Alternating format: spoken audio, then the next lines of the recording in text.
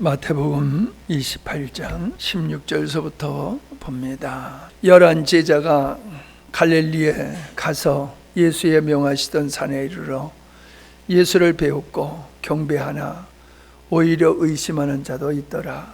예수께서 나와 일러 가라사대 하늘과 땅의 모든 권세를 내게 주셨으니 그러므로 너희는 가서 모든 족속으로 제자를 삼아 아버지와 아들과 성령의 이름으로 세례를 주고 내가 너희에게 분부한 모든 것을 가르쳐 지키게 하라. 볼지어다 내가 세상 끝날까지 너희와 항상 함께 있으리라 하시니라. 아멘. 우리 자신을 한번 돌아보십시다. 이 나무가 처음에는 쑥쑥 잘 크다가 어느 정도 크면은 더 이상 위로 올라가지 아니하고 이렇게 굵게 나무가 튼튼하게 굵어지는 그런 성장으로 바뀌어지는 걸 볼 수 있지요. 어린 아이들 크는 거 보면은 참 깜짝 놀랄 정도로 아이들이 쑥쑥 큽니다. 근데 20여 살이 넘어가면은 크는 게 멈추고 늙어가기 시작하지요. 근데 몸은 늙어가지만 인생은 영걸어가는 것을 우리가 보게 되어집니다. 신앙생활도 그런 것 같아요. 처음에 신앙생활 할 때는 열정이 있고 재미도 있고 그래서 성경도 열심히 보면서 신앙이 급속도로 성장하는데 신앙생활을 이제 몇 년 하다 보면은 점점 신앙의 속도가 성장의 속도가 둔화됩니다. 나중에는 제가 볼 때는 더 이상 신앙이 성장하지 아니하고 그냥 멈춰 있는 그런 상태에 이르게 되지 않나 하는 생각을 해봅니다. 여러분 자신을 평가할 때에 언제가 대견합니까? 나는 내 자신을 평가할 때 언제 대견하고 감사하냐면은 내가 이렇게 영적으로 주님과 가까워지며 성숙해 가는 내 자신을 보면은 대견하고 고맙고 감사하고 그렇습니다. 여러분은 신앙이 성장하고 있습니까? 아니면 멈춰 있다고 생각하십니까? 제가 판단하지 않겠어요. 여러분이 스스로를 한번 생각해 보십시오. 내 신앙은 성장하고 있나? 신앙생활을 하다 보면은 이제 권사도 되고 안서 집사도 되고 장로도 되고 그렇게 되지 않습니까? 소위 말해서 교회의 중직이라고 하고 일꾼이라고 하는 사람으로 그 자리에 서게 됩니다. 그 자리에 중요한 자리에 서기는 서는데 과연 내 신앙은 성도들에게 후배들에게 어떤 모습으로 비춰지는가? 나의 역할이 하나님이 나를 구원하신 목적에 부합된 내가 믿음의 삶을 살고 있는가? 이런 것들을 우리가 깊이 생각해 볼 필요가 있습니다. 주님께서는 주님의 이름으로 선지자 노릇하고 귀신 내쫓고 능력을 행한 자를 향해서 불법을 행한 자라고 말씀하셨다는 것입니다. 그 불법을 행한 자라고 하는 그 사람은 분명코 알곡은 아닐 겁니다. 그 사람은 쭉정이의 가라지에 속한 사람일 것입니다. 그런데 그 사람은 교회 바깥에 있는 사람이 아니라 교회 안에 있는 사람이고 믿는다라고 하는 사람이지요. 왜? 주의 이름으로 선지자 노릇했으니 목사라고 볼 수 있는 것이고 그가 열심히 복음을 전했고 열심히 주의 일을 했기 때문에 교회에서는 참 신앙생활 잘하는 사람이다 라는 평가를 받을 수 있는 그런 사람이지요. 그런데 그런 사람을 향해서 우리 주님께서 너는 불법을 행한 자야. 나는 너를 도무지 알지 못한다 라고 말씀하셨다는 이야기입니다. 여러분 이걸 저쪽에 강 건너 어느 집에 불난 거 바라보듯이 생각해서는 아니 됩니다. 우리는 이런 말씀을 접할 때마다 두렵고 떨림으로 우리의 자신을 성찰해 봐야지 됩니다. 참 가만히 보면은 정말로 저분의 마음속에 하나님을 사랑하는 마음이 있나, 하나님을 사랑하는 마음이 있나 라는 생각에 의문이 드는 그렇게 신앙생활하는 사람들이 참 많지 않습니까? 왜요? 그냥 자기 존대로 신앙생활하기 때문에 그렇습니다.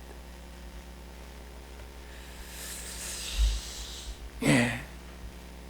오늘 말씀을 보면은 너희는 가서 모든 족속으로 제자를 삼아라 라고 말씀하고 있습니다. 그리고 세례를 주고 가르쳐 지키게 하라. 무엇을? 주님께서 제자들에게 말씀하신 것을 가서 가르쳐서 지키게 하라. 그걸 제자들에게 하신 말씀이지만은 이 말씀이 제자들에게 국한된 말씀이겠어요? 우리에게도 해당되는 말씀이에요. 특별히 중직이라고 말할 수 있는 교회 리더자에게 해당되어지는 사람은 더더욱 그렇습니다. 우리가 그래도 복음을 알아서 교회에서 뭐 인정받고 싶고 대접받고 싶어 그 정도는 우리가 아니라고 생각을 합니다.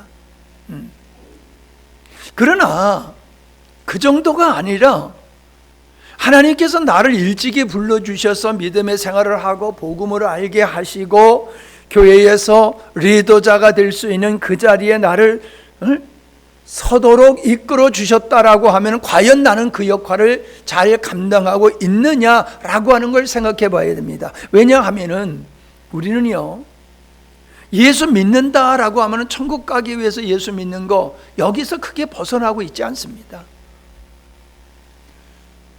예수님을 믿는다라고 하는 것은 구원받기 위해서 예수님이 내 죄를 위해서 죽으신 거 그거 믿는 것이 우리의 믿음의 전부가 아닙니다.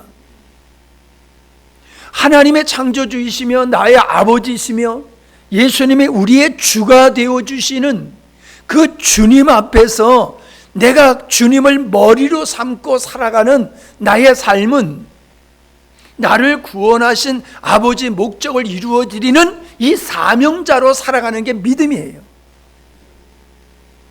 예수 믿고 지옥 안 가고 천국 가는 거 그게 예수 믿는 게 아니란 말이에요. 하나님이 왜 우리를 창조하시고 우리를 구원하시고 일찍이 우리에게 이 복음의 놀라운 비밀을 알게 하셨느냐? 우리로 하여금 가르치도록 하게. 가르치도록. 여러분, 모든 세상이 그렇지 않습니까? 앞서가는 사람이 뒤에 오는 사람 가르치는 거지 않습니까? 모든 게 그렇잖아요. 공부가 그렇고 농사 짓는 것도 그렇고 뭐 애들 기르는 것도 그렇고 모든 것이 앞서가는 사람이 나중 오는 사람 가르치는 게 그게 인생이란 말이에요. 신앙생활도 똑같다는 거예요. 내가 예수 믿고 천국 가는 거로 그냥 아니에요. 내가 먼저 부름을 받고 먼저 내가 가정에서 부름을 하나님께 부름을 받아서 구원을 받게 되었다라고 하면은 가르쳐야 될 사명이 우리에게 있는 거예요. 왜? 먼저 됐으니까. 아멘? 먼저 된 은혜를 할렐루야 하고 끝나는 게 아니에요. 우리가 먼저 부름을 받고 은혜를 입어서 천국의 삶을 우리가 이 땅에서 누리게 된다라고 하면은 그 사람에게는 반드시 어떤 사명이 있느냐? 가르치라. 가르치라. 우리가 신명기에서도 부지런히 아이들에게 하나님의 말씀을 가르치라고 그러지 않았습니까? 여러분, 가르치는 것은 목사님에게 주어진 전유물이 아니에요. 제가 계속 얘기하잖아요.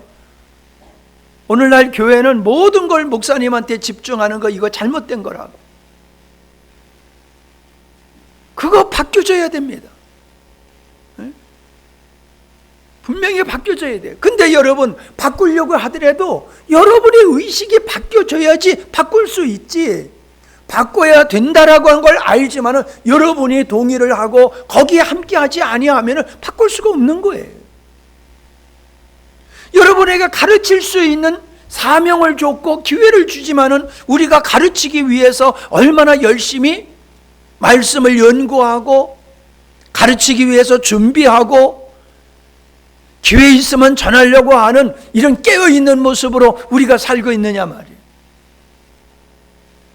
우리가 과연 주님께서 제자들에게 말씀하신 그 말씀이 오늘 성경으로 우리에게 주어져 있는데, 설교로 주어지는데 우리가 그 말씀을 가르칠 수 있는 실력자가 됐느냐, 그걸 제가 여러분에게 묻습니다.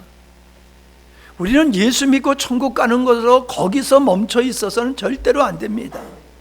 제가 늘 그러잖아요. 그거는 결과라고. 그러나 여러분, 내가 봤을 때는 우리는 아직도 이 말씀을 들어서 잘 알고 있지만은 우리의 의식은 아직도 그냥 예수 믿고 천국 가는 거, 예수 믿고 기도해서 응답받고 사는 거, 여기에 머물러 있단 말이에요. 어디로 가야 되는데? 가르치는 데로 가야 돼요. 가르치는, 피차가 가르치고 피차가 복종하라고 그랬잖아요. 피차가 가르치는 사명을 우리에게 줬고 나중 믿는 자들에게 가르치는 사명을 우리에게 줬지만은 우리 가르치는 부담을 갖습니까? 예수 믿어야지 구원받는다는 이 부담을 확 가지고 있으면서 내가 구원받았으니 가르쳐야 된다라고 하는 부담이 우리에게 얼마나 있느냐는 거예요. 가르치는 부담 없잖아요, 여러분. 내가 봤을 때는 여러분은 가르쳐야 되는 사명감과 부담이 없는 것 같아요. 아주 없는 건 아니고 조금은 있어. 근데 그거 가지고 뭐가 되겠어요? 우리의 마음속에는 주님의 뜻을 이루고자 하는 갈망, 하나님의 말씀을 가르치려고 하는 그 갈망이 우리 마음속에 있어야지 돼요. 다시 얘기하면은 우리 주님께서 이 땅에 성육신하시고 십자가를 지시기까지 하시면서 이루시고자 하는 그 하나님의 나라를 세워가는 일에 우리가 전념해야 되는 것이 예수 믿는 거예요. 그걸 우리가 전념해야 돼요. 여러분, 우리가 로마서 14장 7절과 9절을 보십시다.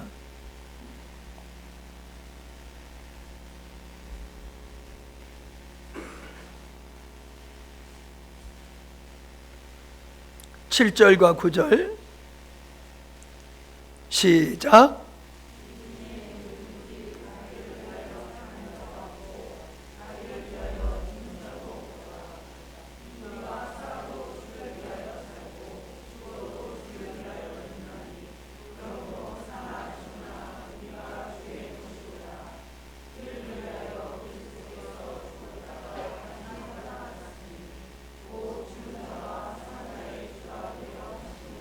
자, 보세요.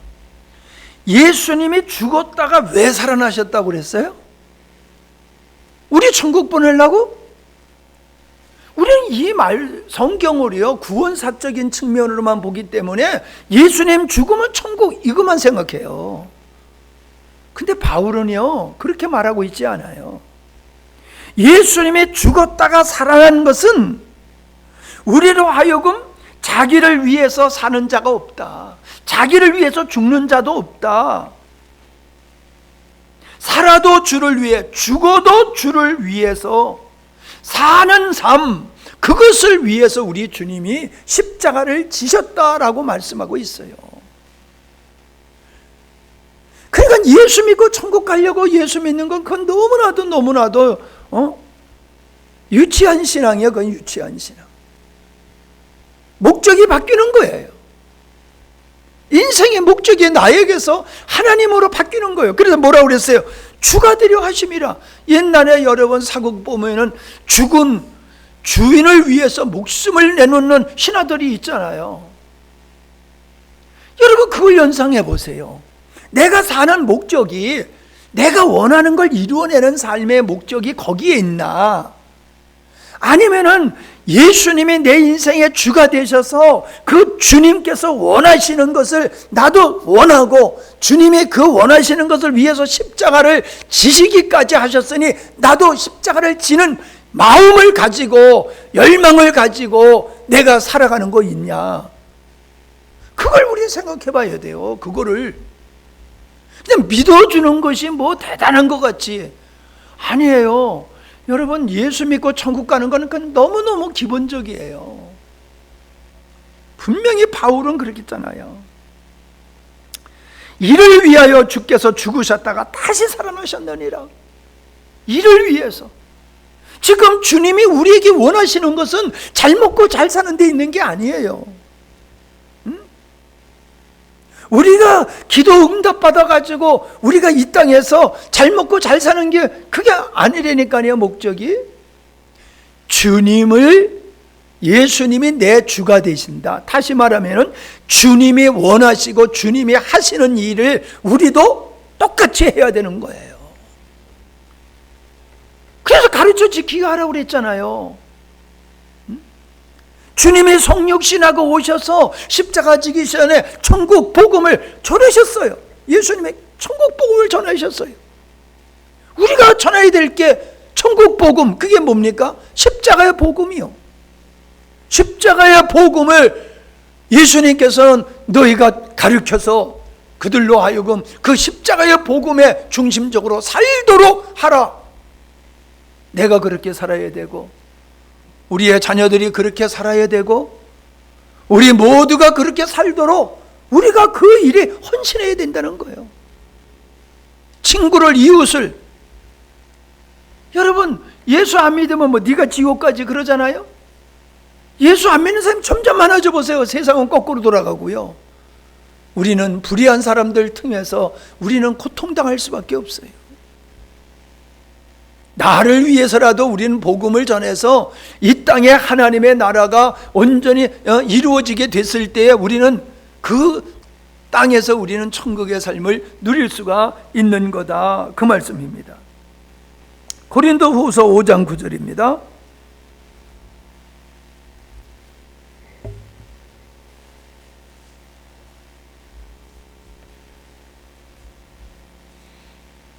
시작.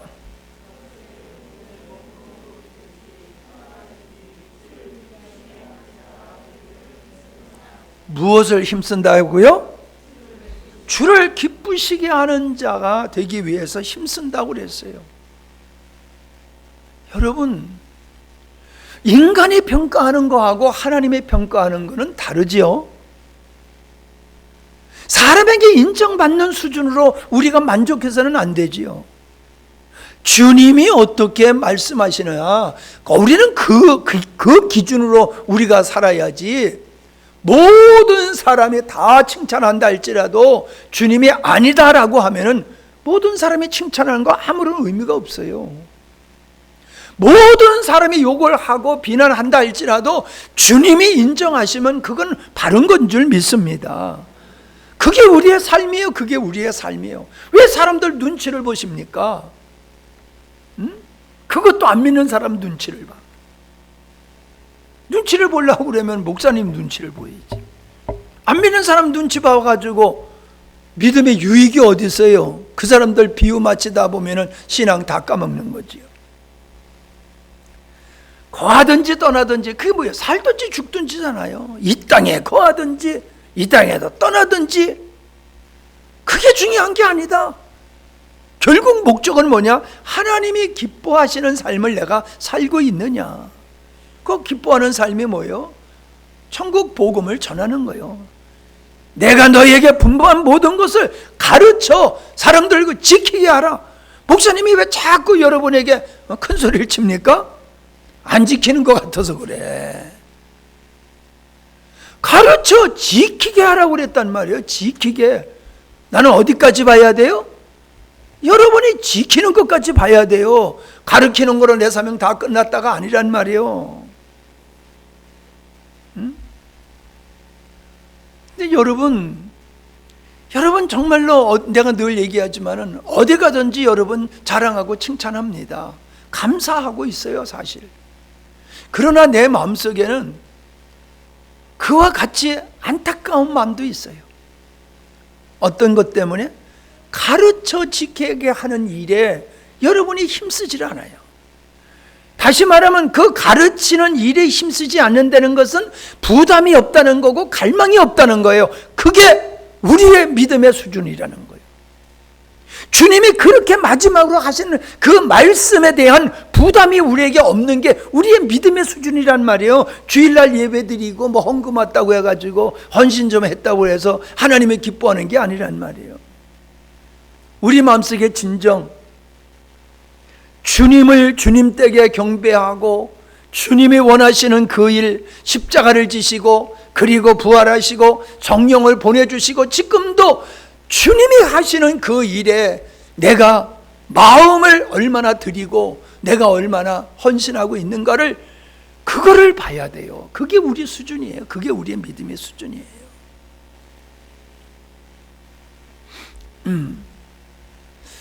머리로 아는 거하고 가슴으로 아는 거는 전혀 다른 겁니다. 머리로 아는 건 자꾸 들으면 알아요. 배우면 알아요. 근데 여러분, 내가 배운 거, 지식으로 있는 거 그대로 우리가 살아갑니까? 그게 진짜예요. 그게 진짜예요. 머리로 알고 아멘은 했지만은 내가 그 아멘한 말씀대로 내가 살지 아니하면은 그 아멘한 말씀은 그거는 의미가 없어요. 창조 의도에 근거한 십자가 복음을 내가 알고 있다고 이분은 얘기해도 내 마음속에 주님께서 나의 주 되신 주님이 원하시는 그 일에 내가 헌신하지 아니하고 있다고 하면 내 마음은 주님께 있는 게 아니에요. 입술은 주님께 있고 내 마음은 내 뜻에 있는 거예요. 내 뜻에. 뭐 성경에 뭐라고 그러든지 목사님이 뭐라고 그러든지 여기가 좋사오니 혹시 그런 마음이 아니세요? 우리는 주님의 말씀에 심각한 부담감을 가져야 됩니다. 여러분, 담배 피는 사람들 담배가 해롭다는 거 알까요? 모를까요? 여러분이 주인공이 아니라 몰라? 알지요. 담배 피면 건강에 안 좋다는 거 알지요. 그래도 피잖아요. 왜 그래요? 머리로는 이거 나쁜 거야, 이렇게 되면 내 건강에 나빠, 이게 머리요. 근데 가슴에서는 그걸 좋아해. 분명히 나한테 해로운 걸 머리는 알고 있어도 내 가슴은 그걸 좋아해. 그러니까 하는 거예요. 여러분, 우리는 내가 좋아하는 걸 하게 돼 있고 내가 싫어하는 걸 안 하게 돼 있어요. 그게 뭐예요? 하나님의 말씀이 내 가슴으로 내려와서 하나님의 말씀을 따라서 사는 게 좋아져야 되고 하나님의 말씀에 부딪히는 걸 싫어해야 되는 거, 그게 복음을 깨달은 거예요. 머리로 알고 있다가 그게 여러분, 그게 깨달은 게 아니라니까요. 여러분이 어떻게 살고 있는지를 보세요. 여러분의 마음속에 복음을 내가 얼마나 자랑스럽게 여기고 우리 교회는 달라, 교만한 거 아닙니다. 여러분이 진정 이 십자가의 복음의 이 진리를 아신다고 그러면요, 그런 마음을 갖게 돼요. 우리 교회는 달라, 교만이 아니에요. 그런 사람은 다르게 살게 돼 있어요. 근데 뭐가 달라? 그건 교만한 거 아니야? 이렇게 생각하는 사람은 다르게 안 살아요. 똑같이 살아요. 왜? 같다고 보기 때문에. 우리가 복음을 머리로 아는 게 아니라 가슴으로 알게 되면 다르다고 하는 걸 느낍니다. 달라. 내가 달라. 나는 은혜 받은 자로서 난 달라. 저들과 달라. 그게 다니엘이지 누가 다니엘입니까? 다니엘은 그런 좋은 환경 속에서도 따라하지 않았잖아요. 왜? 다른 거야. 나는 너네들하고 달라. 그러니까 그 진미를 안 먹었잖아요. 여러분, 우리가 이 복음으로 말미암아 다르다라는 생각이 우리의 삶을 수준 있는 삶으로 살 수 있는 동력이 될 줄로 믿습니다. 나는 염려스러운 게 여러분은 아는 병에 걸린 것 같아요. 안다라고 하는 거를 된 걸로 착각을 해요. 아는 거. 왜? 수없이 들었으니 알지.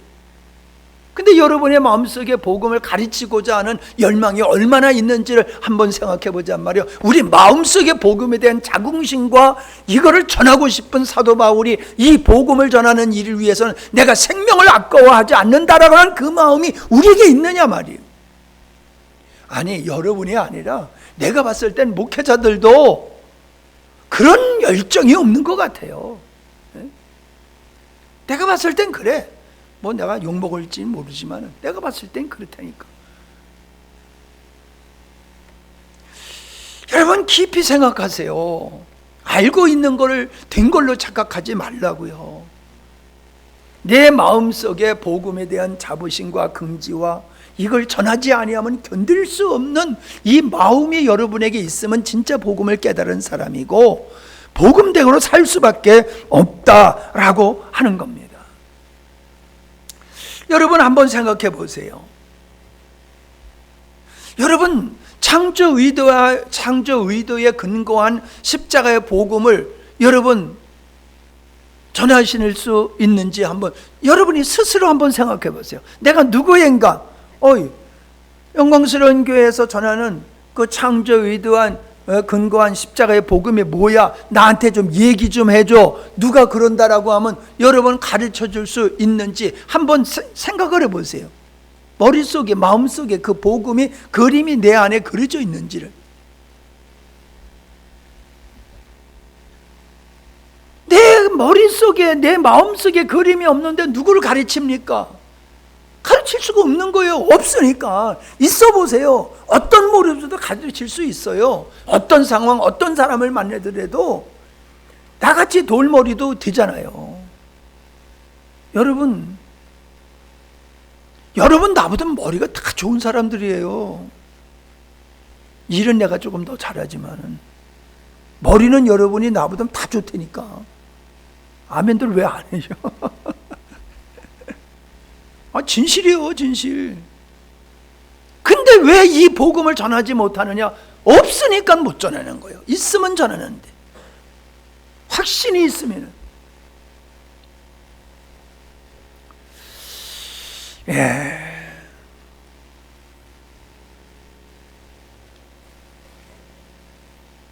전도라고 하는 게 뭡니까? 예수 믿고 천국 가게 하는 게 전도가 아닙니다. 예수 믿고 천국 가게 하는 게 전도가 아니에요. 전도는 주님께서 분부하신 말씀을 전하는 게 전도예요. 도를 전하는 거요. 진리를 전하는 게 전도예요. 전도사, 전도. 전도하면은 도를 받고 진리를 받고 받아들이면 그 사람이 구원받는 거예요. 근데 전도하면은 예수 믿게 만드는 게 전도라고 생각하세요. 결과지요, 그거는. 전도의 결과가 구원받게 되는 거지요. 주님께서 뭐라고 그랬어요? 성령에 임하시면 너희가 예루살렘으로부터 시작해서 사마리아, 유대와 사마리아와 땅끝까지로 내 증인이 되리라. 그 증인이 되는 게 뭡니까? 예수 그리스도의 십자가와 부활을 죽었다 살아나셨다 이걸 전하는 게 여러분 증인이라고 생각하세요? 우리는 그 수준으로 증인이 돼서는 안 됩니다. 예수님이 부활하셨네, 예수님 부활하셨네, 이게 증인이라고 생각해요, 사람들은. 물론 그것도 증인이지요. 증거하는 증거지요. 그런데 예수의 죽음이 무엇을 위한 죽음이고 예수의 부활이 무엇을 이루게 되었고 예수님의 부활로 내가 이 땅에서 어떻게 천국의 삶을 살고 있는지 그걸 전하란 말이에요. 그걸 증인이란 말이에요. 그것을 하는 증인이 되어야 된다는 거예요. 그냥 알짜배기 못한단 말이에요. 그냥 예수 부활하셨네만 소리 지르지 예수 부활이 나와 무슨 상관이 있느냐? 그거 물어보면 대답 못한단 말입니다.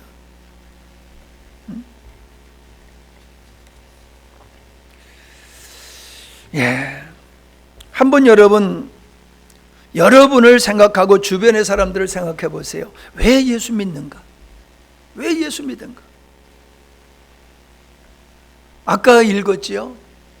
이를 위하여 그리스도께서 죽고 다시 살아나셨느니라.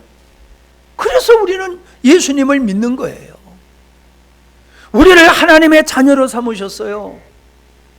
우리를 복음의 증인으로 삼으셨어요. 우리는 그걸 감당해야 되는 게 우리의 사명이에요. 왜 예수를 믿는가? 예수의 증인이 되기 위해서 예수 믿는 거예요. 예수의 증인이 되기 위해서 예수 믿는 거예요. 예수 믿고 천국 간다. 예. 한번 여러분 십자가의 복음을 간단하게 한번 생각해 보십시다. 하나님의 창조 의도에 근거한 십자가의 복음, 가만히 생각해 보세요. 그러면 그게 첫 번째가 뭐가 나오겠어요? 십자가의 복음을 얘기하려고 그러면 하나님의 창조의 목적이 먼저 나와야지요. 아멘? 하나님 창조의 목적. 자, 그럼 하나의 창조의 목적이 뭐예요?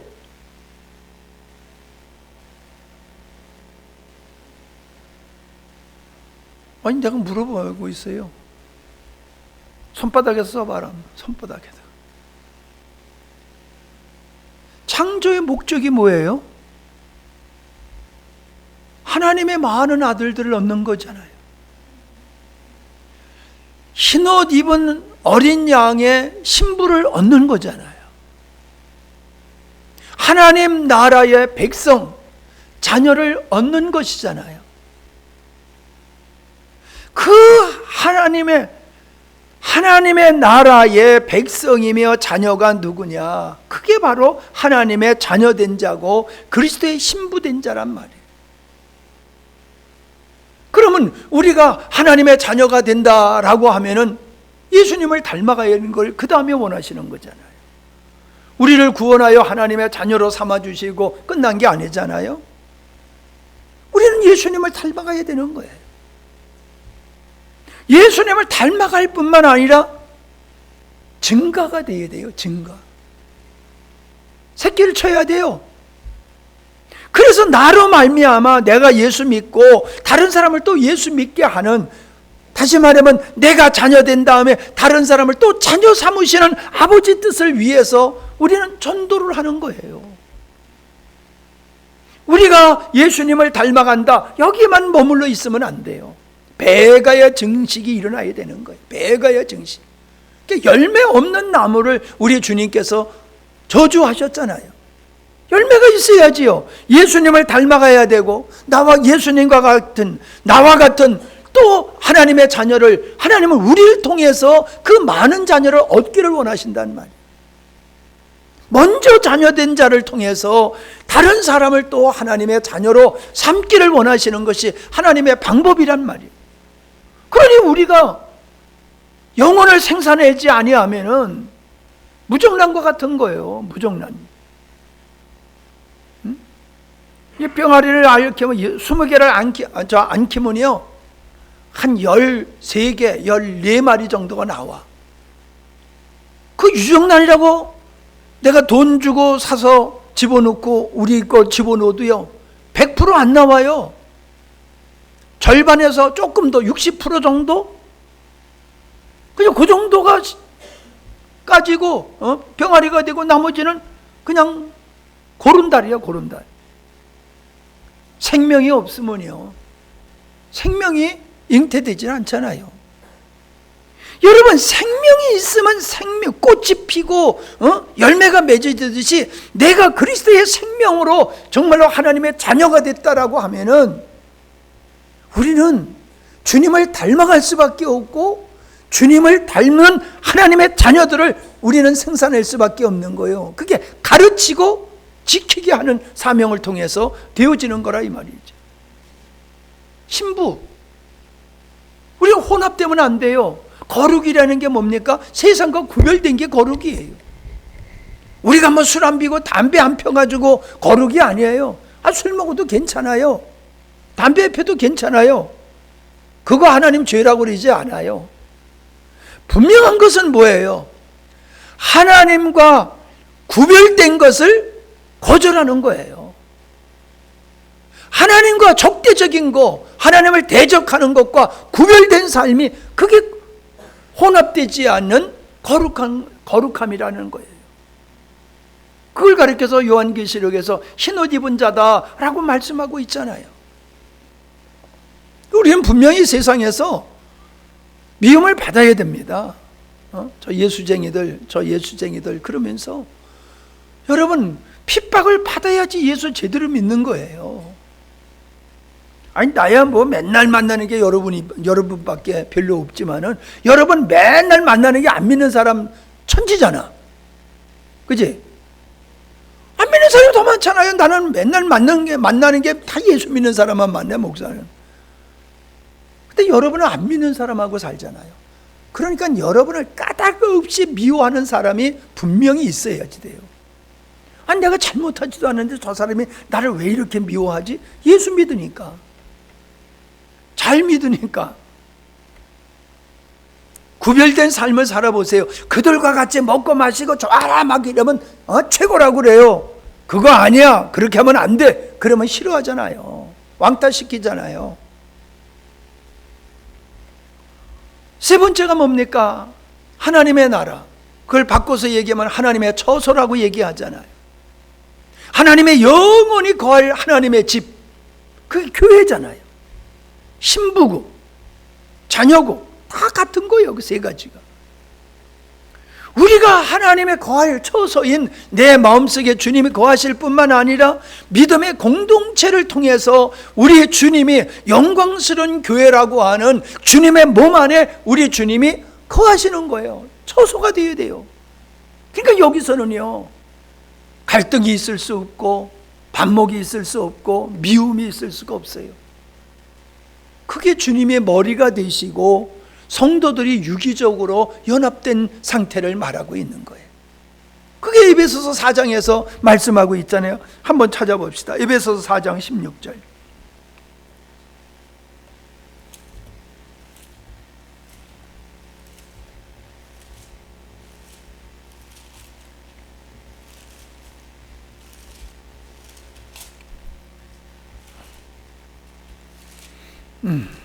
시작.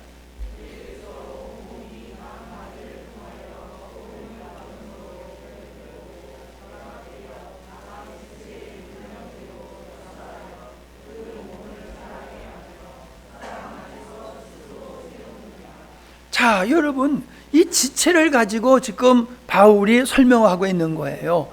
뼈와 뼈가 서로 연결되어 가지고, 서로 연결되어서 서로 자기의 역할을 감당함으로 몸을 건강하게 하지 않느냐.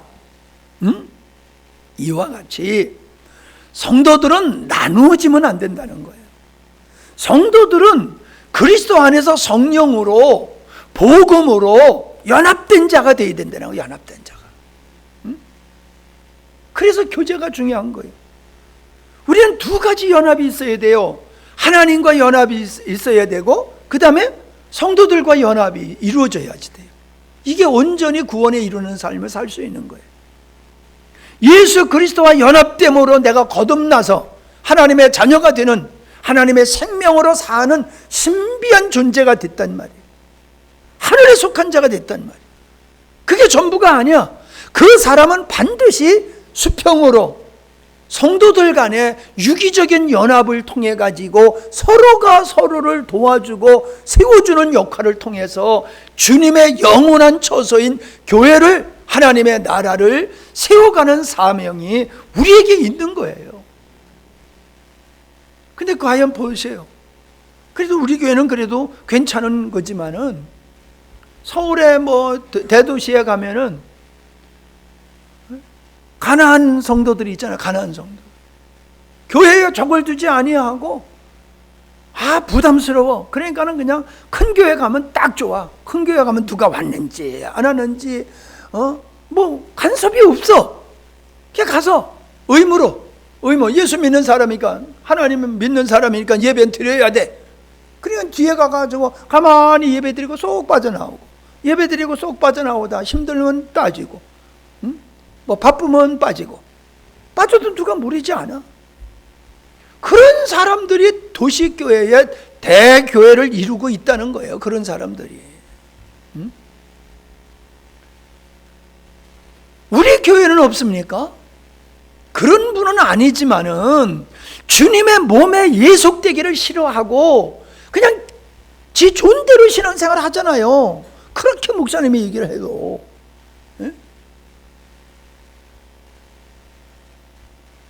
그거는요, 진리를 모르는 거예요. 주님은 주님과의 연합을 통해서 하나님의 생명에 참여하게 하셨을 뿐만 아니라 성도와 성도 간의 유기적인 공동체를 이루어서 서로가 서로를 세워가도록 한 것이 하나님의 방법이에요. 그러니까 만나야 돼요. 같이 만나서 밥도 먹고 상념식도 걷고 그러면서 믿음의 교제를 나눠야 되는 거예요. 그냥 주일날 나와서 예배드리면 땡이야. 그거로 너 뭐 예수 믿는 사람하고 만날 기회가 없어. 그거는요, 절대로 그런 신앙생활은 하나님이 원하는 믿음의 생활을 절대로 할 수가 없어요. 하나님은 서로가 서로를 섬김을 통해 가지고 주님의 몸을 스스로 자라게 하시는 원리가 하나님의 원리라는 거예요. 그러니까 여러분, 예배 드렸다고 전부로 생각하면 안 됩니다. 반드시 여러분 구역에 모임을 가져야 되고, 그 구역 모임이 그냥 형식적인 예배가 아니라 진정한 그리스도 안에서 친밀한 교제가 되어지고 서로를 세워줄 수 있는, 그게 교회 또 하나의 가족, 그 책이 그거에 관한 거예요. 여러분, 내가 그거를 읽도록 한 이유는 정말로 주님이 원하는 교회를 세우는 길이 뭔가, 방법이 뭔가, 우리 교회가, 현대교회가 문제점이 뭔가, 뭘 개선해야 되는가, 이걸 우리가 알아야지 이 세상이 아무리 힘들고 어려워도 믿음을 지키고 승리할 수 있는, 마지막까지 승리할 수 있는 성도가 될 수 있기 때문에 그거 읽어보라고 그러는 거예요. 읽어보시는지 모르겠어. 갖다가 놓고 책꽂이에다가 꽂아놓고 책상 위에다만 내놓고 그냥 맨날 뭐만 봐? 표지만 봐. 교회 또 하나의 가족. 맨날 제목만 봐. 들춰 좀 보세요. 그리고 밑줄 그어가면서 공부하듯이 왜 목사님이 이토록 이게 중요하다고 그랬는지 여러분 그거를 공부해 보면요, 이해가 될 거예요. 저보다 거기는 아주 훨씬 더 잘 써놨어요. 내가 못하는 말, 내가 할 수 없는 말, 내가 경험하지 못한 거, 거기가 다 기록되어 있어요. 꼭 읽어보실 수 있기를 바랍니다.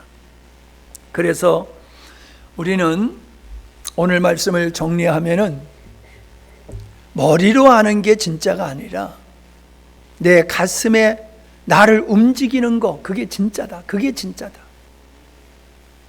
예수님이 왜 죽었다가 살아나셨느냐? 이를 위해서라고 하는, 분명히 우리가 예수를 믿고 어떻게 살아야 되는 걸 분명히 말씀해 주고 있다는 거지. 그것은 주님이 이 땅에 오셔서 전파하시고 십자가를 지시면서 이루신 그 일을 우리가 전해야 되고, 우리는 그것을 서로 섬김을 통해서 증식시키고 확대해 나가야 된다. 이 말씀을 여러분 꼭 기억하시고. 근데 우리 애들은 필기를 하는데 왜 어른들은 필기를 안 해? 애들은 뭐 돌대가리라 뭐 필기하는 거고 여러분 천재라 안 하는 거예요? 여러분 필기하셔야 돼요. 예? 필기하셔야 돼요. 그리고 그걸 가지고 다시 여러분이 묵상을 하고 기도하고 그래야지 성장하지. 앉아가지고 그냥 뭐 부담 없이 들어. 그냥 부담 없이. 아멘 아멘. 그리고 그냥 땡이야. 물어보면 몰라. 가르쳐라면 난 못해. 나는 가르치는 은사가 없어서 못해. 여러분, 가르치는 은사 있는 사람에게만 말씀을 주신 게 아닙니다. 모든 자에게 주님이 주셔서 자녀들에게 가르치고 이웃에게 가르치고 나중된 자를 가르치는 게 우리의 사명임을 믿으시기를 바랍니다. 하나님 아버지, 안타까운 마음으로 시대를 바라보며 오늘 성도들의 모습을 바라보며 주께서 주신 말씀을 전했습니다. 오늘 말씀 새로운 말씀도 아니고 많이 들었던 말씀이고 격려의 말씀이도 되기도 하지만은 또한 책망의 말씀이 되기도 했습니다. 이 말씀 앞에서 우리가 아무런 반응 없이 듣고 끝나는 자가 되지 않게 하시고 참으로 오늘 말씀을 통하여 우리가 도전받고 새로워질 수 있는 기회가 되게 주시옵소서. 그래서 머물든지 떠나든지 하나님을 기쁘게 하는 자가 될 수 있는 우리 모두가 되게 해 주시옵소서. 세상에는 하나님을 대적하고 불의한 자들이 우죽순 올라오는 것을 보게 되어집니다. 우리 주님의 예루살렘을 바라보면서 눈물 지으셨던 것과 같이 이 나라 이 민족의 미래가 너무나도 암울한 모습으로 보입니다. 주님, 교회가 새로워지게 하시옵소서. 성도들이 하나님 앞에서 기쁘시게 하는 자로 다 설 수 있도록 우리 교회가 새로워지게 하여 주시옵소서. 우리 교회가 의인 10명이 되므로 이 나라 이 민족이 하나님의 긍휼함을 받게 하여 주시어서 우리의 자녀들이 끔찍한 환경을 접하지 아니하도록 우리가 주님 앞에서 정신 차리고 바로 설 수 있기를 원합니다. 주님, 참으로 이 땅의 어둠의 권세를 주께서 결박하시고 불의가 더 이상 자행되지 아니하도록 간섭하여 주시옵소서. 의로운 자들을 세워 주시옵소서. 진리를 위해서 목숨을 버릴 만한 일꾼들이 일어나게 하여 주시옵소서. 이 민족 긍휼을 베풀어 주시어서 분별의 은혜 있게 하여 주시옵시고 참으로 이 시대의 암울함을 바라보면서 깨어 각성해서 하나님의 긍휼하심을 입을 수 있는 민족이 되게 주시옵소서. 거짓의 영에 속지 않도록 이 국민을 깨워 주시옵소서. 하나님의 머리가 되십니다. 이 민족의 머리가 되시는 주님을 바라보며 주의 은혜를, 주의 긍휼하심을 구하오니 주여 이 나라 이 민족을 불쌍히 여겨 주시옵소서. 하나님의 뜻을 이룰 수 있는 민족으로 하나님이 우리에게 주신 축복을 상실하지 아니하고 마귀가 더 이상 거짓으로 역사하지고 불의가 더 이상 자행되지 않도록 이 민족을 주께서 간섭하시고 지켜주시옵소서. 가정의 달입니다. 우리의 삶을 깊이 성찰하게 하시고 내가 만족한 가정이 아니라 우리 가정 모두가 만족하며 우리 성도들의 가정 한 가정이 천국이 되어질 수 있는 은혜의 자리로 우리를 이끌어 주시옵소서. 예수님의 이름으로 기도하옵나이다. 아멘.